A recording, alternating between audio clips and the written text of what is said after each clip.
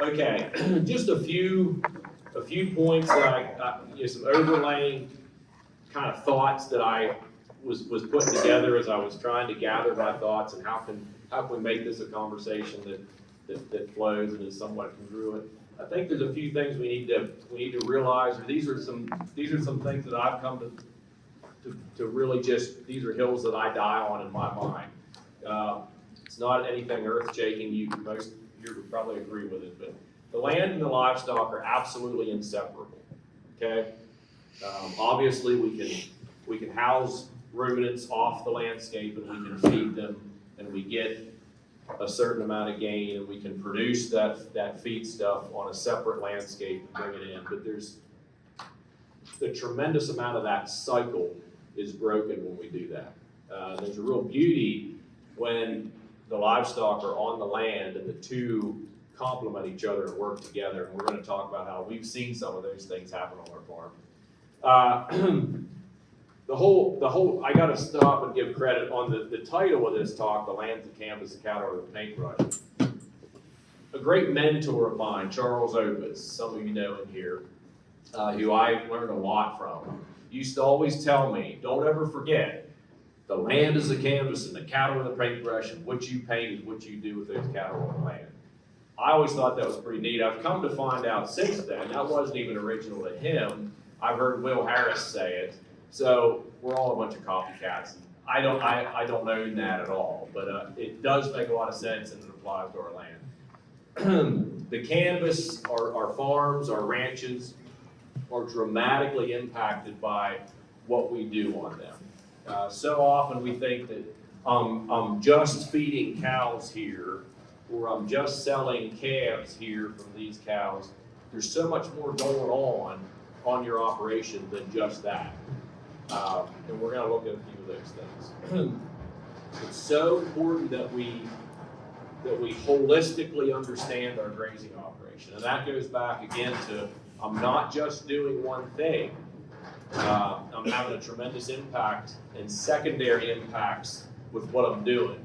And hopefully we can see some of that, and we can be thinking more about that as we make management decisions on our farms that impact not only the cattle performance, but also the landscape. So then, with all this complexity and all this diversity that exists in the biology of our ranch, with the large livestock and the small herd underground, the microbes, and all these things, and the weather and the water cycles, all this stuff happening together, it's so complex. Man, how am I ever going to keep up with that? Well, so what's my role as the painter in this complex system? How can I make an impact with something that's so complex and so moving? But actually, I really believe our role is really, really simple, and we're going to get to that too as we go through. So, I just want to highlight a few of the things that we do. Hopefully, you'll gain something from that. We like to see our forages go through a full life cycle. In the dairy business, it's all about digestibility and protein, right? So when's our forage the most digestible and highest in protein? Well, when it's vegetative. So if we can just keep it vegetative all the time, we're gonna have the best feed for our cattle. Well, that may be true. First of all, it's impossible to do that. And it's, especially in a subtropical climate that we're in, when we're dealing with warm season and cool season. We have 2 seasons of grasses that are going through 2 life cycles. So a lot of non-digestibility that we're working with. And the other thing, when we try to graze and keep everything purely vegetative all the time, we're losing a lot of soil health benefits. I really believe that. So this is a field of a lot of Dallas grass. There's some annuals in there. This was taken in August, when a lot of our pastures would look like this. And anybody who's worth their salt in the dairy business would say, what are you feeding that to a dairy cow? Well, we don't make the milk that the rest of the dairy industry makes, and we don't apologize for that, because we're in North Louisiana, we're at a particular latitude that grows a particular type of forage. So that's what we're going to work with, and we want to keep cattle as healthy and productive in that environment as we can, but at the end of the day, the environment trumps the system. We have to play by those rules. We don't have any choice. So this is what a lot of our pastures look like in late summer, not dairy quality feed, but I mentioned that we don't milk cows in August. We have dry cows. This is great dry cow feed. So we're trying to work with the season along with keeping the land and the cattle in synchronization. So this is great feed for dry cattle. This is what we would run it through. And this would be how we run that feed through these cattle. This would be probably grazed about the same time of year, late summer, low digestibility, fairly low protein. Herd of dry cows getting ready to calve. And we also utilize our center pivots to cool our cattle, which is a very key component for us. And I realize that doesn't exist everywhere. It does exist for us on the Delta, and we must utilize it because our cattle are outside 365. We don't have any shelter for any cattle. So we need to be able to not only keep them alive when it's 100 degrees outside and high humidity, but also keep them some kind of level of productivity. So the misting with the pivots, and we've shown these slides before, some of you may have seen before, that's a key component to what we do. So we're taking off low quality forage in August with dry cows. I mentioned with our collars, this is just a shot from our app that we have on our phone. This kind of gives you a bird's eye view of what those cattle look like. Those pink dots are the cows. And you can see how they're kind of arranged in a line. They would be, it was probably 95 degrees at that time, and they're under the pivot. So you can see how they're kind of lined up there. That dark green shaded area would be the paddock that they would be in for that given day. So that pivot's going to slowly walk across that wedge, bring tremendous cattle pressure across that area, giving us very uniform nutrient dispersal. And that's how we take off that low quality dry cow feed late summer. We're grazing the best and we're trampling the rest. You've heard that said before. And that's a key of a component of what we do with low quality forage. The cattle ingest a fairly low amount of that compared to what they trample. So we're mob grazing basically at that time of year. So we get that covered down really good. Okay, this would be a picture of what that looks like. This is a morning shot. This is September. We're calving, and we're calving on some really rank forage. You can see, if I can make that work. Yeah. Maybe. Now we got problems. Okay, I can't make that work. So you can see the line there behind the pivot of the ungrazed forage and the grazed forage. That would be a virtual line. The day before, the cattle would have cooled across here. They wouldn't be able to go past that line where the tall forage is. We would have already flown ryegrass onto that tall forage around Labor Day, pretty early. And then we're going to trample that in with the cattle and our oats planting later in the fall. So you can see how we're trampling a lot of that feed, grazing some of it, but we really want to get it down to the ground because we're going to be planting it there. Okay, so then we're going to go through. This is our no-till drill, and we're planting in an area that we beat down with cattle. Now I had to. The reason I took this picture. This was in October this year. Our neighbor across the road, who is one of the best, he's the best farmer I know. He's a very, very, very good farmer. We're in row crop country up there in Franklin Forage. He's disking down corn ground, and it's dry. And I mean, there's just a cloud of dust as far as you can see. And we're across the road drilling into an undisturbed sod, and there's virtually no dust. So I had to take the picture. That's not our tractor over there. We're running the drill. But anyway, this will be our drilling operation. We're drilling 100 pounds of oats. That's after 25 pounds of ryegrass were flown onto that tall summer cover, and we trampled it down with cattle. Now we're gonna drill into it. Okay, this is that same area. This is the same area where the cattle were standing where that virtual graze line was in September. This was last week. This is oats and ryegrass coming. Now, we had a dry fall this year, and we had to put the water to it. We probably put a good 4 passes on with the pivot. We had, between Labor Day and the middle of November, we had 3 inches of rain that came inside 7 days, the 3rd week of October. So we didn't get much benefit from moisture. So we did have to do some watering. And we did apply 25 pounds of nitrogen on one of those pivot passes. That was the first fertilizer we put on all year. We were 95% away from adding chemical nitrogen, and I can't wait till we're 100, but I just thought, I gotta put a little bit on, trying to make sure this ryegrass gets going, so I did. But that's 25 pounds. We started grazing that yesterday. We're grazing that on a very limited basis, and the collars allow us to absolutely micromanage that down to the acre. I mean, we know exactly how many acres, how many hours those cattle are gonna be on that through the winter. The way we're grazing that right now, we're putting the milking herd on there every other day for a 42-day round, and we'll do that twice. So that those 2 42-day rounds will get us from now till the end of February.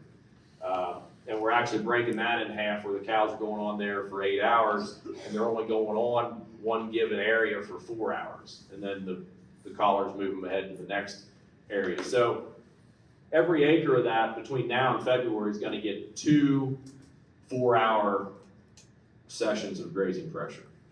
Otherwise, it's rest, and we're all about the rest. I mean, we need to maximize rest, minimize the time of impact, maximize the pressure from the impact, and then maximize rest period. That's how we grow grass. And the collars have allowed us to step that up for sure. And that's part of the reason why we feel we can have more of an impact on our canvas with the collars than we did before. We'll talk a little bit more about that later. So, but here it is, December. We now have peak lactation cows, peak energy and protein demand, and we have feed that's going to be running 20% protein, 70 NDF, and when you go back there, that feed 4 short months ago was half those numbers. So we're working with the climate and with the needs of the cattle at the right time to get the feed. If we had peak lactation cows in August, I couldn't feed them because we can't grow that kind of feed that time of year. So we're gonna work within the rules we're given. We can grow in December, that's when we're gonna utilize it. So that's just one example of how we go through our fall transition from warm season forages to cool season forages. The other thing, we talk about how much you impact the landscape by doing things. And I don't think we're doing enough things. But one thing we started doing over 10 years ago was we started fooling with honeybees. And I'm not telling everybody who's a grazer to go get a bee suit, get a beehive, put bees out. But I sure would encourage you that if you're trying to grow a diverse mix of forages in your pastures, to have some honeybee presence there. When I go out in my pastures, I want to see honeybees somewhere on or near every flowering white clover plant I have out there. And we have that, and it has made a tremendous impact, I think, on our clover stand. The bees are only part of that. The other part of it is I need to get that clover to go through a full life cycle, so the bees will pollinate. That's one step. The rest of it then is that plant has to mature, flower, produce a mature seed, because it's the mature seed that I want the cows to ingest, because they're moving every day to another part of the farm. There are clover seed planters. We used to plant a lot of clover, and we stopped buying clover seed 6-7 years ago. We don't plant any clover, and we have more clover than we ever had. And it's because we're moving it with the cattle. Cattle are one component. They couldn't move the seed if we didn't have the mature seed in the flower head. We wouldn't have the mature seed in the flower head if we didn't have very good pollination coverage. So the bees are a critical component of that, and then we get that. This picture was probably taken in April. You'll see our cool seasons there. We have headed out ryegrass, we have headed out oats. We don't cut any cool seasons for any stored forage. We don't try to get ahead of our cool seasons heading out. We just graze through that. And the clover is what gives us the digestibility and protein component that allows us to move into those much lower quality later spring seasons on the cool season grasses, and still that stand still performs in the cattle because of the clover component there. And we're tramping out the mature forage. We're not getting much consumption from that, and in some cases we're getting some seed and some definitely some biomass development there. That's started out as Durana, and there's people here a lot more qualified than I that could talk to whether that cross-pollinates with the native that's there or not. I don't know, but that's what we purchased, and I think that's what it predominantly still is. We talk about the fact that we want to do everything we can with the cattle, and we don't like things like this, but they are a necessary evil. We do have hay production on site. We have to put up a fair amount of stored feed because, as I mentioned, we milk through the cooler season of the year, and our ryegrass component that we started grazing the other day is only 25% of our total forage intake. The other 75% is going to come from baleage. So we have to put up a lot of feed through the summer. We wrap about 3,000 bales or so per year, and then we unroll all them back out to the cattle. So hay production is something that we do. However, we would never have dedicated hay land. Everything's fenced, and the hay production is secondary to our grazing rotation. We can manage our grazing rotation, especially now with the collars, in such a way that we only use hay production to take off surplus forage out of the rotation. Ideally, our goal would be that every paddock gets hayed one time per year. No more than that. Because as we talk about impact in the canvas with our activity, there's a lot of impact going on there. A lot of it is negative too. A lot of biomass removal, a lot of nutrient removal, and if that's not in cycle with those nutrients going back on, you're out of sync, and it's going to cost you a lot of money. So we really make sure that hay land is not hayed very much. It's only hayed out of the rotation, and we make sure that we're doing a lot of feeding there the following winter. We'll talk a little bit about that. Wrap everything as baleage, as we mentioned before. Baleage gives you the opportunity, we store that hay all over the farm. So areas that we're going to be feeding in, we want to store near there. It's not going to be near where we milk. It's not going to be the middle of the farm or anything like that. That way we're labor efficient. When we grab that feed, we unroll it back to the cattle. It's close to where it's stored at. So we try to keep those loops as tight as we can.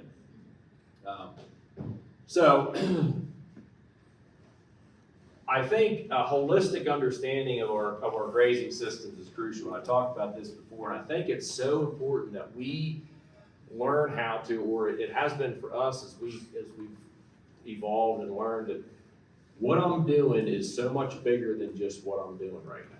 Like I said, I'm not just, when I have to feed cattle in the wintertime, I'm feeding cattle because I have to keep them alive and keep them performing because I don't have the forage grow in the field. But I'm doing so much more than just feeding cattle. So where am I feeding cattle? What am I feeding them? What are those cows eating that they're bringing into the system? So we take a system like ours, what's moving in and out of our system? We're in the dairy business, so milk production, milk leaving the farm is our biggest commodity, and it's monetized, obviously. It's our number one cash flow driver. We produce around 750,000 gallons of milk per year, leaves the farm.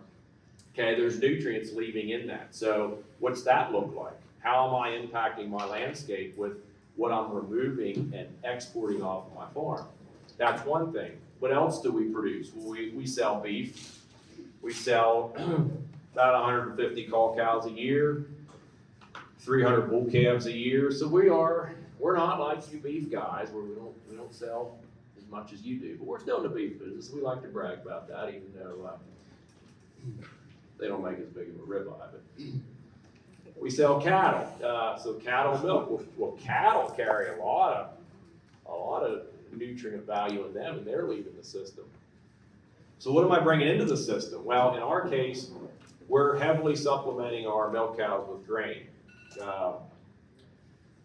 On a total dry matter intake basis, our cows are probably 35% imported grain, 65% homegrown forage. So we're bringing a tremendous amount of stuff into our system. I discount our grain bill significantly because that is nutrients. 80% of what my cows eat go out the back end. So what's the third component in my system that I'm producing? I'm producing a lot of that, and it's not a cow. Some years I think that's the only thing worth anything on our farm, but not this year. Milk prices are high. Milk prices are terrible. Beef prices are pretty good right now. But no, we're producing tremendous amounts of manure, and it is so. I think we just discount the value of that so much, and we all know that manure is a great soil amendment.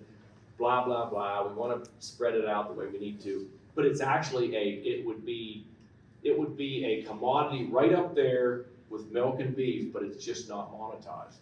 We don't sell it, but it has the same value. We talk about not applying any nitrogen fertilizer. We've never bought any potassium or phosphorus fertilizer because a lot of that comes in grain. So when I'm bringing those nutrients into my system in grain, I don't want to just dispose of that somewhere. I want to get that precisely where it needs to be so I can use it, because some areas I've hayed, I've taken off tremendous amounts of nutrients. I need to get those incoming nutrients exactly where they need to be. So how do we do that? This is one big area in the wintertime. We feed all of our hay that way. We roll up 3,000 rolls, and we unroll every one of them. We don't feed in any hay rings. We don't feed in any stationary places. We don't grind up bales with a TMR mixer. It's all fed back out on dormant, warm season pastures through the winter. And we want to target pastures, especially that saw any hay production.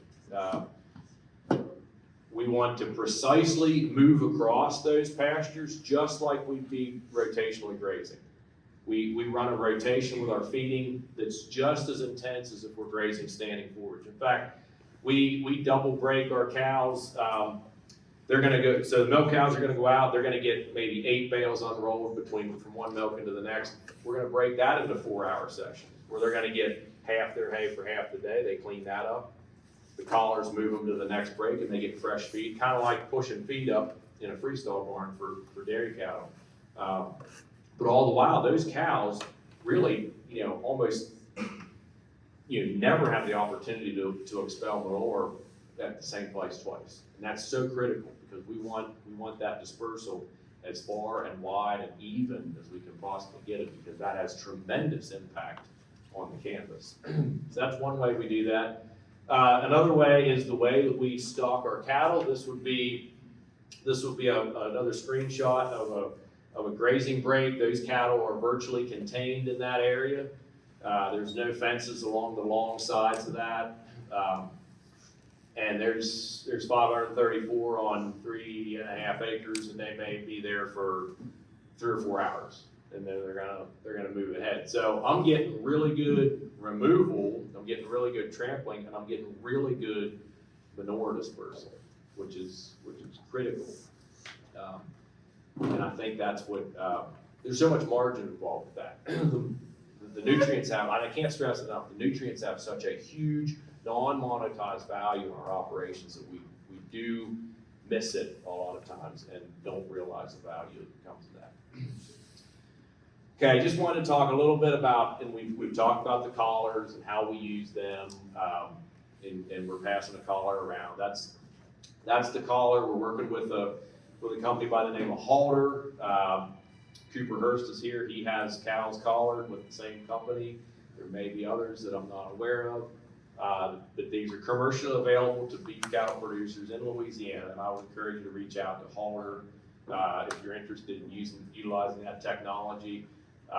Solar powered collar, counterweight on the bottom that keeps it right side up.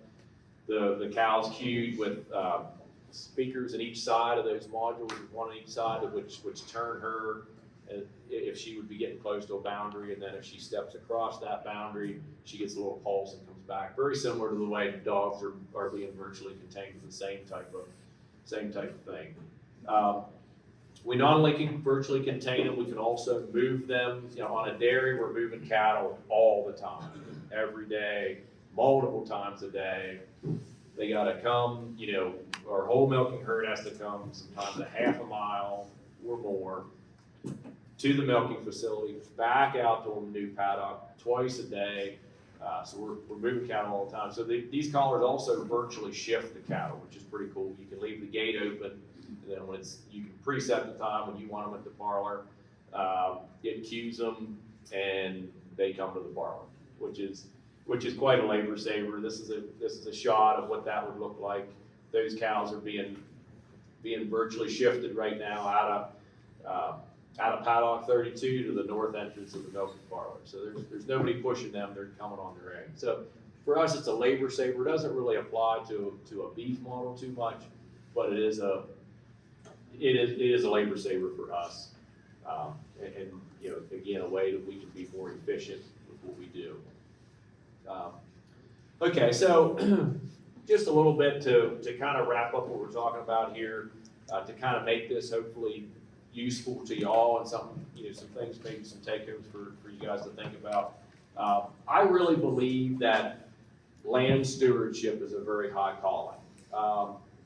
This is something that I even view from a spiritual aspect in my own life, and it may not be for everyone, but it's an opportunity for me to bring honor and glory to my Creator and my Redeemer by best utilizing and best stewarding this little piece of ground that He's given me the opportunity to take care of for a really, really short period of time. That's the other thing that we don't realize. We don't get much of an opportunity to do this. Just a few years. I'm reminded every day of just how old I'm getting. People even think I'm a lot older than I am. I find it very offending, but I'm just getting older. Pretty soon I'm not going to be doing this anymore. So we have this opportunity for this short period of time to be a land steward. What a tremendous privilege we have. So many people don't have that. So if that's a high calling, and I'm the painter, what can I do? We talked about how complex this system is. I think this is where it really, really gets simple. Okay? My job is really pretty simple, and I just have a couple things here, and it's about all I can. Everything that I do kind of fits into these few points. Okay? First of all, be observant and think big picture. Walk in your pastures. Don't ride your side-by-side in your pastures, even though sometimes you have to do that to do things. Take time to walk in your pastures and bend down in your pastures. Take a spade shovel along with you and see what's going on below the surface of the ground in your pastures. Be observant on those little things. And then think big picture with what you're doing. Because you're not just doing an activity, you're having tremendous downstream impact on what you're doing beyond what you think it might be. So think big picture. Think about your system holistically. And this is probably, if you don't do anything else, I think we take care of 90% of our job as stewards of ruminants on the land by just moving the cattle. If we don't do anything else, we really don't need to do anything else. Just keep the cattle moving. And that's easier said than done sometimes. That is a job in itself. And that's where, we benefit a lot from the collars. They're a huge help in that. But regardless of how you do it, just move the cattle. And this is something I think we need to be careful of. I think we need to avoid prescriptive impacts and focus on adaptive impacts. And if Alan Williams were here, he would talk this way. You know, I have a lot of German in me, and I like things, you know, really patterned out and the same every day. Well, when we apply that to some of our grazing practices, all of a sudden we become prescriptive, and the land doesn't like that. Nature doesn't like prescriptive.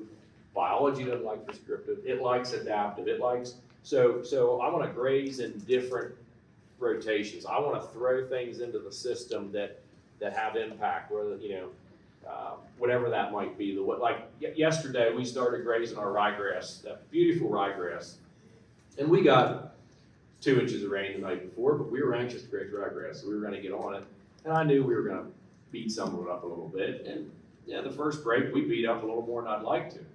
But that's not a problem. That's an unforeseen, unplanned impact on that piece of ground, and things are going to happen there as we observe that. Things are going to happen there that wouldn't have otherwise. Maybe more clover expression, things like that. Just keep it mixed up, I think, is a really important thing. And the other thing would be to, I think, maximize diversity. And as I talk about where we'd like to go, I think we have some room that we need to grow in this area, whatever that might be. My oldest son kind of likes fooling with poultry. He ran some pasture broilers this past year on a very small scale. I see tremendous potential there, probably on a bigger scale, maybe with layers. You know, if we could figure out a market yet. But you know, I would love to have, from a holistic standpoint, I would love to have a couple thousand land hens out there rotating on my pasture, because I need that chicken manure. And I'm not really into fighting all the crop guys to pay big money for it. But I think those chickens out there, you know, also they're not only depositing manure, but they're also, you know, screwing with the larva egg cycle and all that stuff, you know, the armyworm, you know, who knows? But I think we can maximize diversity a lot more than we are. Small ruminants, we don't make small ruminants our place. And I know there's some collars out there that are geared for small ruminants, and maybe with collars, maybe I could do something with some goats. I don't know, but I think that's somewhere we need to go. That we have some room to grow there. Those are some basic things I see. So the take home would be, you've got a really complex system that's doing a lot of things, and a lot of things going on beyond our control and our ability to even understand. But don't let that handicap you or cripple you. I think your role as the painter is pretty basic. Just keep cattle moving. Just keep diversity coming. Mix things up in what you're doing. And then just observe and watch what the land does as far as how it expresses that appreciation for that type of management, because it will. It'll talk back to you, and I think that's a beautiful thing. I really enjoy seeing that. So I think that is my last slide. We might have a minute or two. If there's any questions or anything, be glad to take them. Yes, ma'am. You were talking about flyover seeding. Talking about flyover seeding. Yes. Yes. Why would you seed what they've already trampled? You're saying you do the flyover seeding before they graze it. Right. We want to throw those seeds down there before there's any impact on that tall forage, and then we want to trample that in so more of that mat ends up on top. That's the first step, and then the second step would be the no-till drill really helps get that, because really we just want that ryegrass to touch the ground. We don't So need the to get. same area that you plow, you also go back and no-till drill. We do, yeah, and I didn't mention that. We're glad you brought that up. Yeah, we do 2 seedings, and that's our winter forages, oats and ryegrass, planted in 2 different methods. I mean, we could mix the oats with the ryegrass, but I don't like the ryegrass in rows. I like it more spread, and I think it plants a little better that way. And then you said you're down to just 25 pounds of nitrogen? That's what we put on that, yeah, that's the only nitrogen we put on this year. We've not put any nitrogen on the warm season grasses for about 3 years now. We just don't see that we need it. probably could be producing more biomass if we did. I don't know that I necessarily want to though. Do I want to produce more highly lignified biomass, or do I want to leave things open for more clover? You know. Okay, on your, like for your weed program, you're carrying your clover's carrying your way into the spring. How are you going about controlling your weeds? Are you letting the clover go ahead and drop its seeds and then you start doing some spraying, or are you staying away from that? Well, we try to stay away from it as much as we can. And we, Repeat the question. I'm sorry, the question was, weed control as you move into the later spring, do the clovers take care of that, or is there any other intervention that needs done there? And our preference would be to have cover managed properly, that we don't have to do anything. And when cover is managed properly, you don't have to do anything. There are times when that's not the case, and we might get, we might get a lot more yellow top or something in the spring that's gonna be a problem. We might have to hit that with some 2,4-D. We're not organic. We do utilize those tools when we need to. We just, from an input standpoint, we wanna keep that as reduced as we possibly can. And I don't think a ton of chemicals is great anyway, so we really try to stay away from all that stuff.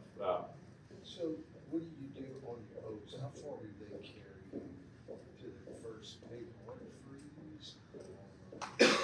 We'll carry them all through the winter.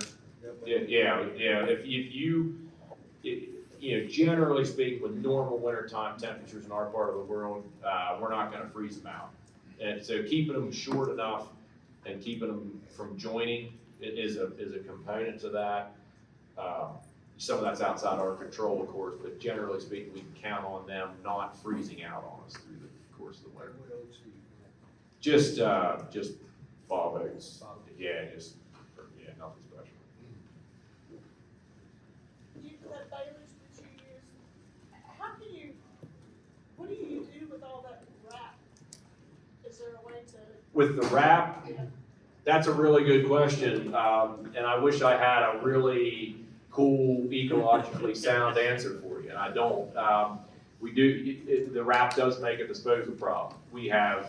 We've burned it, which is pretty effective, and we've also landfilled it, which is, both have issues.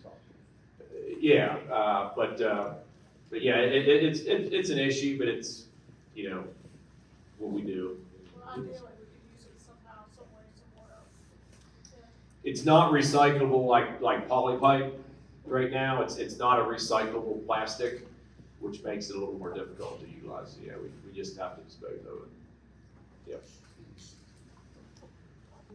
Do you collect the milking part of you collect the manure anyway? Yeah, we do. That picture you saw, that was manure that would have been deposited in the parlor, and that's flushed down into our. We have about 1.5 million gallon affluent holding pond. It has a floating 30 horsepower floating pump in. We pump that affluent, or we call tea water, off the top out through our pivots. It's a fairly dilute nutrient suspension, and then every couple years we would stir the sludge on the bottom, and then we run that out through a hard hose reel. Again, targeting areas, ridge tops, areas that were farmed out. There's no organic matter. Those are the areas we try to go along with that. You can't capture some nutrients in the dairy. All of that's captured. Yeah, absolutely. Yeah, and then we wouldn't want to lose any of that. That's a completely closed system. That's all going back on the landscape. Yep. Do you do any kind of irrigation programs mechanically for minimal disturbance? Aeration program mechanically was the question. No, we don't. We don't do anything. We really feel that, I think the cool seasons, annuals go a long way in that. Those oats and ryegrass root systems, I think with long rest periods, those oats and ryegrass are out there. Like I said, there's 8 hours of pressure on that in 3 months.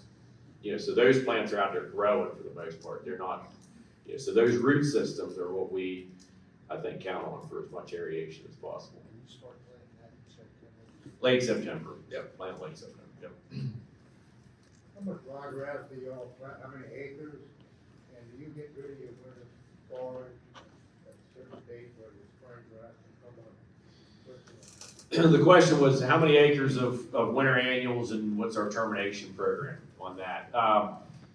We would normally plant, across the whole system, 600 or 700 acres of winter forage. Now, the milk cows are only accessible to about half that, so the other half's going into our heifer program, some of those areas. The milk cows get about a half acre per cow per season, is kind of, gives us about 300 acres of winter forage to be available for the milk cows through the winter time.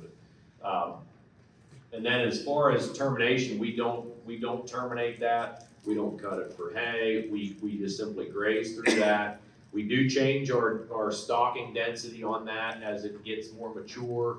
And in the later spring, when you start to get that first Bermuda growth coming up through there, and the oats and ryegrass are extremely rank, probably brown at that time, we turn our density up real high, our stocking density, and move them. We might move them every few hours, couple hours maybe, to try to, what we want to do is keep them grabbing the nutritional value of the young Bermuda, which is very high at that time, in April, May, early May.